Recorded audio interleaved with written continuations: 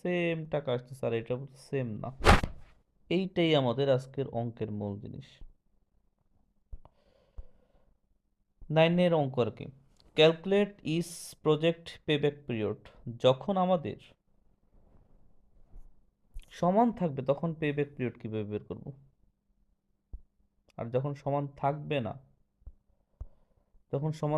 তখন কিভাবে বের করব। দেখো,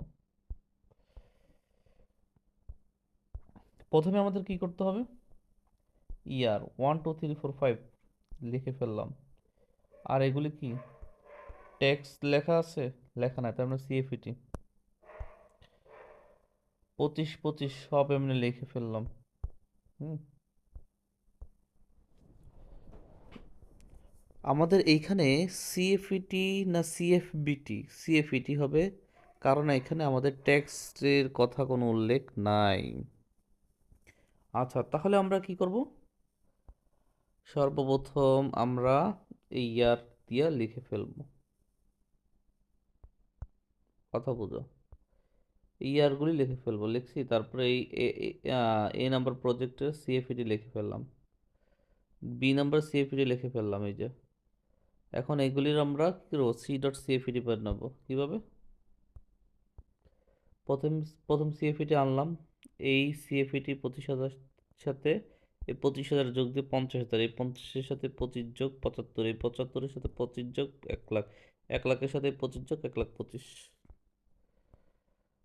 এখানে দেখো এই 14,000, এই যে লিখলাম 14,000-এর সাথে 20,000, এই 34,000 হয়েছে, 34,000-এর সাথে যোগ 25,000, তো 59,000 হয়েছে, 59,000-এর সাথে 30,000, 30,000-এর সাথে সরি 59,000 হয়েছে, তাই না? আচ্ছা, 59,000-এর সাথে 30,000 যোগ দাও, 89 আসে, 89-এর সাথে 40 যোগ দাও, 1,29,000 আসে। আশা করি আমরা বুঝতে পারছি। হুম, এখন আমাদের কি করতে হবে দেখো, ক্যালকুলেট ইস প্রজেক্ট পেব্যাক পিরিয়ড বের করতে হবে। অর্থাৎ আমাদের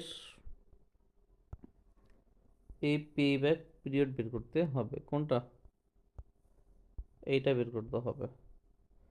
তাহলে আমাদের এর ক্ষেত্রে দেখো, এইটার ক্ষেত্রে কি হবে, যেহেতু সেম, সরি, যেহেতু সেম ছিল,